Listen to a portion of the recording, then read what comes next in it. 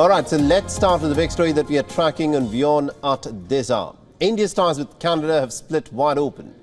What, of course, began as a wild and an out-of-place accusation by Justin Trudeau has now sparked a full-blown diplomatic war.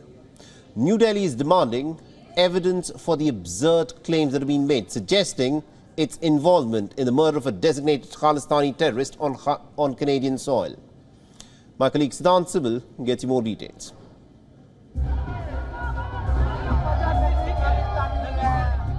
The chasm deepens between India and Canada. What started as a seemingly wild allegation by Prime Minister Justin Trudeau is now turning into a full-blown diplomatic crisis. India has suspended issuance of visas to Canadian citizens till further notice. Ramping up the pressure on Ottawa, New Delhi has called Canada's allegations of India's role in the killing of pro-Khalistani terrorist Hardeep Singh Nijjar politically motivated, asking Trudeau to put proof on the table.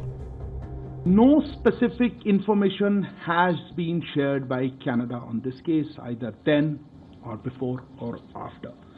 We are willing to look at any specific information. We have conveyed this to the Canadian side, made it clear to them that we are willing to look at any specific information that is provided to us. But so far we have not received any such specific information. There was a indirect question on that. Let me also point out that from our side, very specific evidence about criminal activities by individuals based on Canadian soil. India is also pressing the Canadian government to hand over terrorists who are wanted in India and residing in Canada.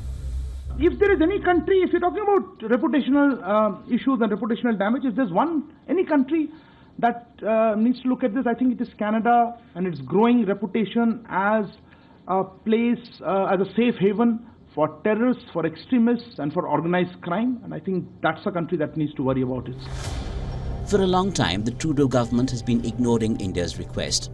There have been multiple Khalistani protests outside Indian missions and consulates in Canada. The assassination of former Prime Minister Indira Gandhi was depicted on a float in Brampton. But every time Trudeau cites freedom of expression for his inaction, many link it to vote bank politics. Now even Canadian politicians are raising questions. Canada has high moral values and we fully uphold the rule of law. I can't understand how glorification of terrorism or a hate crime targeting a religious group is allowed in the name of freedom of speech and expression. Both countries in a tit-for-tat move expelled each other's diplomats and issued advisories for their citizens. Now New Delhi is seeking reduction in the diplomatic staff of the Canadian High Commission based here in Delhi. Back home, India's premier agency NIA intensified its crackdown on Khalistani terrorists by announcing cash rewards for information leading to the arrest of 5 Babbar Khalsa international operatives. Trudeau's rare attack just days after New Delhi hosted the G20 summit is putting Western nations in an awkward position. Canada is pressing the US, UK and Australia to publicly criticize India, but so far the reaction has been muted. If the diplomatic wrangling continues, Canada could be hurt more. Indians constitute the largest chunk of international students in Canada, bringing in precious foreign currency which could dry up if India decides to harden its stance. With Siddhant Sibil, Bureau Report, WION World is One. All right, now to give us more perspective in terms of why the ties between India and Canada have nosedived in this manner and what is to be made out of this, we're being joined by retired Captain Alok Bansal, who's in fact the director at the India Foundation, is joining us live on this broadcast. Mr. Bansal, this is something that perhaps no one would have expected till about 72 hours ago, ever since that comment was made by the Canadian Prime Minister Justin Trudeau. What we've witnessed is the fact that India and Canada's relations have nosedived. The question that I want to ask you, sir, is this. Now, the Canadian Prime Minister made the statement that he made, but he's furnished no proof whatsoever.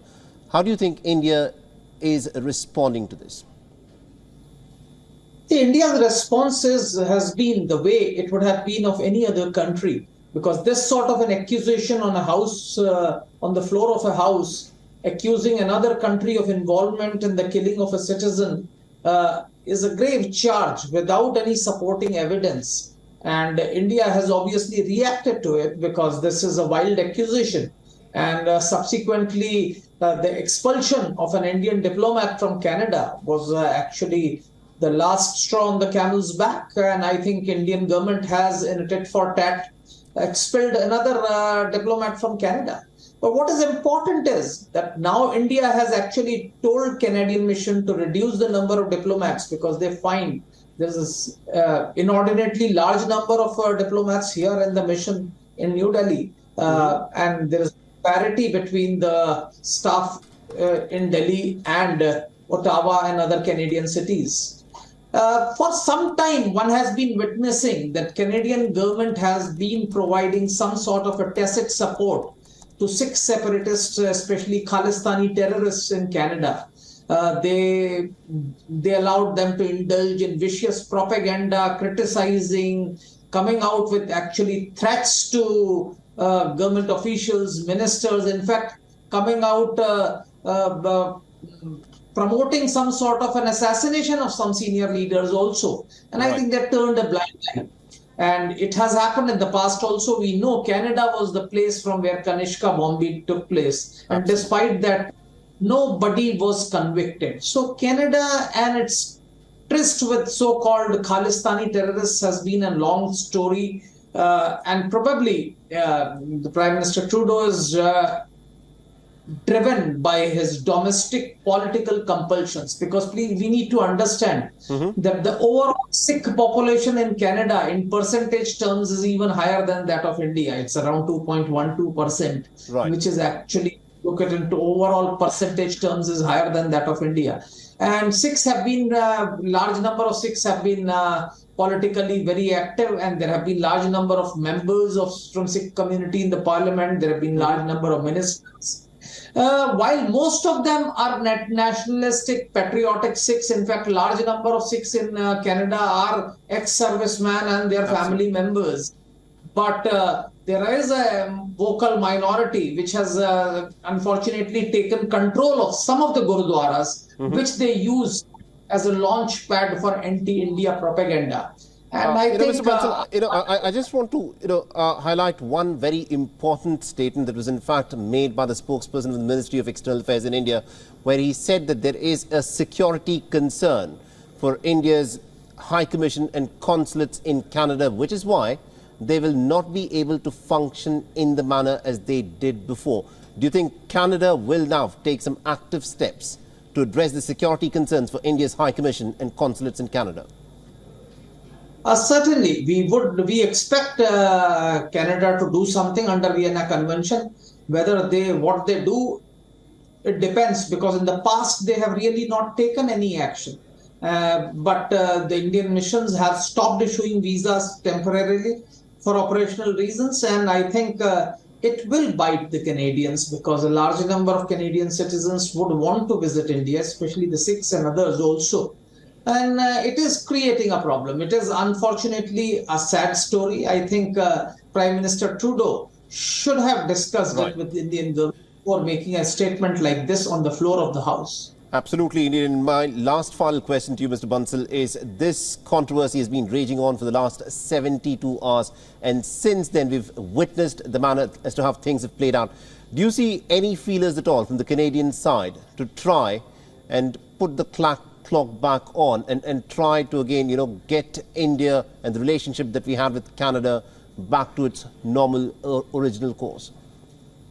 We have seen some politicians from Canada making sensible statements. But unless, of course, Prime Minister Trudeau makes some conciliatory statement, it is going to be difficult, because as far as India is concerned, we have said time and again that there can be no negotiations with terrorism. There can be no leeway that can be given to terrorists. And I think terrorists needs to be dealt with strongly and strictly.